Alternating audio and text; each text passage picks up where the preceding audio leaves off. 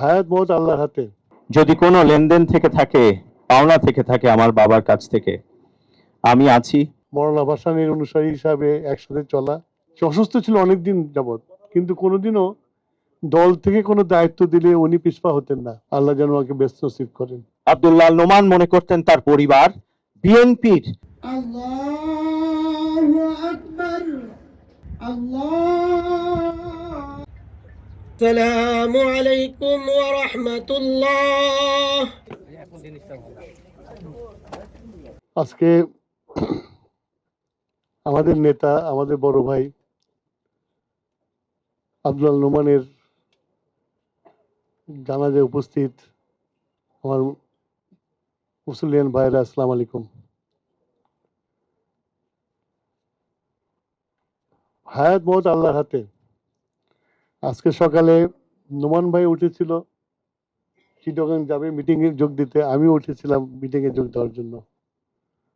নোমান ভাই প্রধান বক্তা ছিলেন। আমি নাস্তার টেবিলে খবর পেলাম নোমান ভাই আর নাই। নোমান ভাই একটি ইতিহাস। আর আমার সৌভাগ্য যে আমি স্কুল জীবন থেকে নোমান ভাইয়ের বিভিন্ন আন্দোলনে অংশগ্রহণ করতে পেরেছি। হামিদুর রহমান শিক্ষা কমিশনের রিপোর্ট নিয়ে যে আন্দোলন হয়েছিল, তখন আমি স্কুলের ছাত্র ছিলাম, ক্লাস 8-এ বা 9-এ পড়তাম আমি। নোমান ভাইয়ের নেতৃত্বে চট্টগ্রামে অনেক বড় মিছিল বের হয়েছিল এবং পরে এই রিপোর্ট বাতিল করতে আইয়ুব খান বাধ্য হয়েছিল।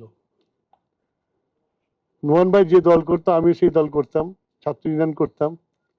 সেই সুবাদে নোমান ভাইয়ের সাথে দীর্ঘদিনের সম্পর্ক, দীর্ঘদিন একসাথে চলা, মওলানা ভাসানীর অনুসারী হিসাবে একসাথে চলা।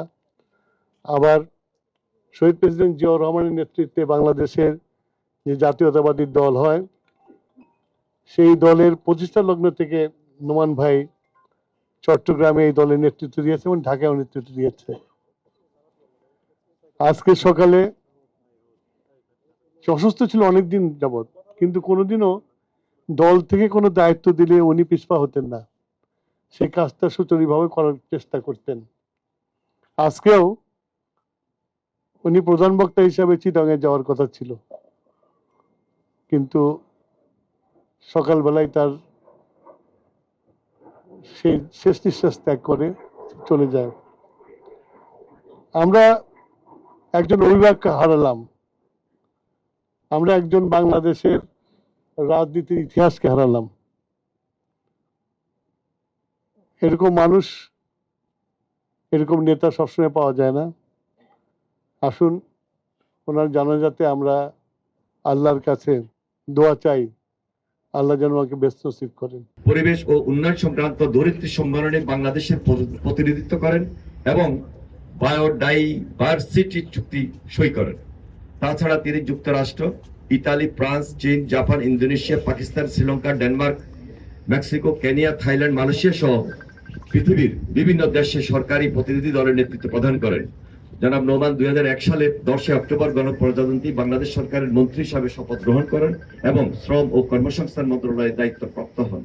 তিনি 11 মার্চ 2002 সালে খাদ্য মন্ত্রণালয়ের দায়িত্বপ্রাপ্ত হন। পরবর্তীতে তিনি মৎস্য ও পশু সম্পদ মন্ত্রণালয়ের দায়িত্বপ্রাপ্ত মন্ত্রী হন।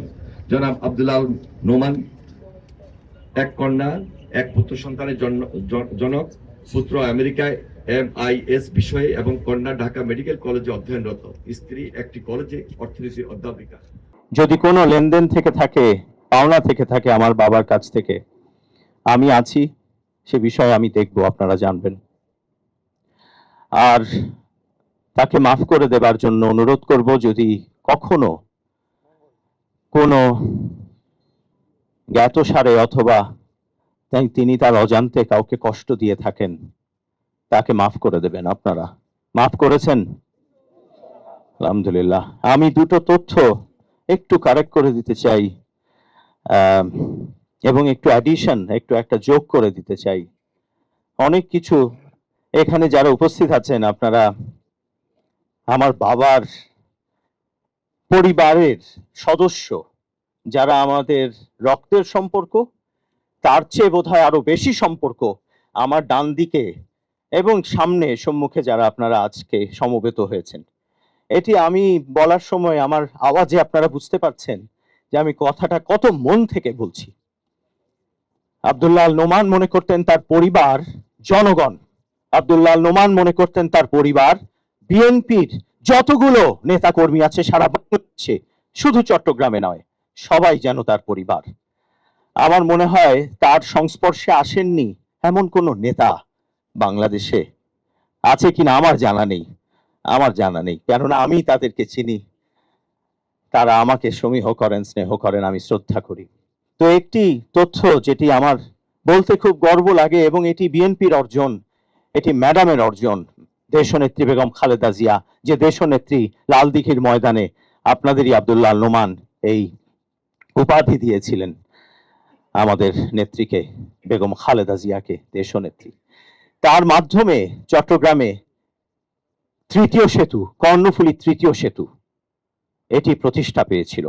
2006 কাজ শুরু হয়েছিল, এবং এই কর্ণফুলী সেতু, এই তৃতীয় সেতু যদি না থাকতো, আজকে এই 16-17 বছর চট্টগ্রামের কি দশা হতো